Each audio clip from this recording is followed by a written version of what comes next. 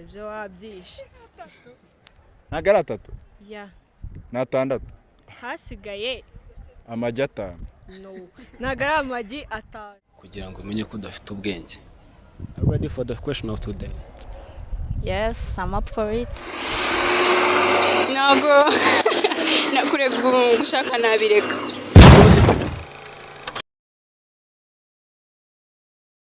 Hello guys, once again it's David. I'm here with Chanel. so guys, Chanel wants to ask me a question and I'll see.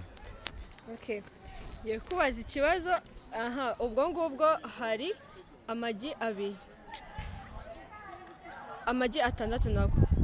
Aha. Rimwe wararimenye. Irindi urariteka. Irindi rirameneka. Noneho irindi usanga ryaboze.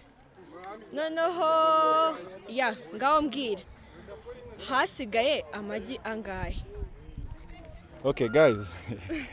Ikibazo kiri kuvuga gutya. Hari amagi atandatu. Rimwe ngiye ninjye warimenye. Yego. Irindi sanga ryaboze. Ya. Irindi ribiki. Irindi rirameneka gusa.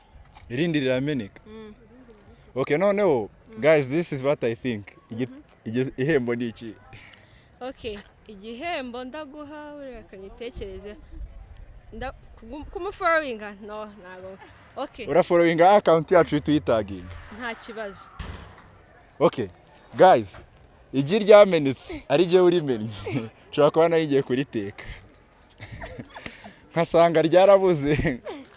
Akaba ari ryo ryamenetse nyine. Okay, ngiye nayo nkubajije ngo hasigaye amagi angahe? Ni atatu. Oya, ibyo wabyishe. Ntabwo ari atatu. Ya. Ni atandatu. Hasigaye amagi atanu. No. Ntabwo ari amagi atanu. Hasigaye amagi abiri. Good. Kubera ko ayo magi wararimenye urangije uranarite. Nyine warayamenye amwe yaramenetse bisanzwe. Noneho ayandi wahise nyine iryo rindi rya. Hello beautiful. Hello. Amakuru. Imeze. Nitwa David, ndi kumwe nande? Ira. Umeze neza? Meze neza.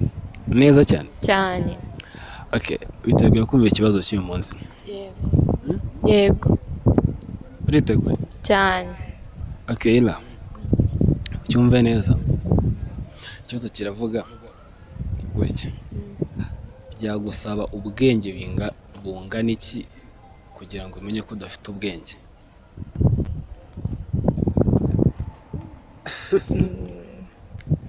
Subiramo twumve. Ikibazo kiravuga byagusaba ubwenge bungana iki kugira ngo umenye ko udafite ubwenge? Ubwenge buke. Amount. Yo, what's up people? It's your boy David, back again with another video. Hey sexy, Hi. how are you doing? Fine. I'm David. I'm Ketia. Okay, Ketia, are you ready for the question of today? Yes, I'm up for it. Okay, the question is asking, what is the most, like, what is the thing you have ever done for a guy? That's pretty hard. Yeah. I don't know. Okay, so I don't really know. The sweetest thing I have done for a guy. Okay, as in sweet, you want a gesture, something I said to him. Okay, that a gesture or something I told him. Yeah, something which you think is the sweetest thing you have ever Okay, done I for a guy. haven't done anything sweet to a guy, so I don't know if it's sweet or anything. Yeah. So let me think. Complimenting him? Do you like think that is whether he will be your girl, your boyfriend or not, like the sweetest thing you have ever done for a guy. sweet? Actually, I complimented many guys. Okay, so I think that's sweet. So that's it. Yes. Okay, thank you for your time. Thank you. Okay, people, just tell us what the sweetest thing you have ever done for a guy in the comment. Yo, what's up guys? Acyari chilling ibisanzwe to bang after that. Yo, twagiye. Hi, Hi. amakuru. Meza. Nitwa David, what's it one? Mtwedi. Okay, none se. Street chill Aloyes. Yeah? Street chill Aloyes. Yeah. Aho naho nk'ibisanzwe ni cya kibazo. Uri ready? Yeah, I'm lady. Okay. Hano ukuntu bimeze uyu munsi. Ikibazo kiravuga gutya. Uri ready? Yeah. Okay.